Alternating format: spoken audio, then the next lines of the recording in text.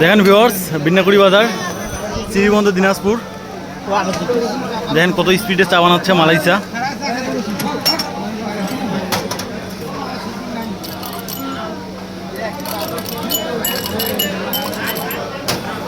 তো শুনছি এখানকার চা নাকি অনেক মজা করে, এই জন্য আমরা আসলাম খাওয়ার জন্য।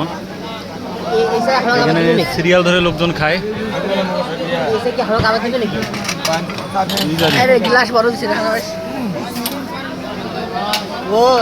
এখন দেখেন, এখন মালাই দিবে আর উপরে এই যে দিচ্ছেন।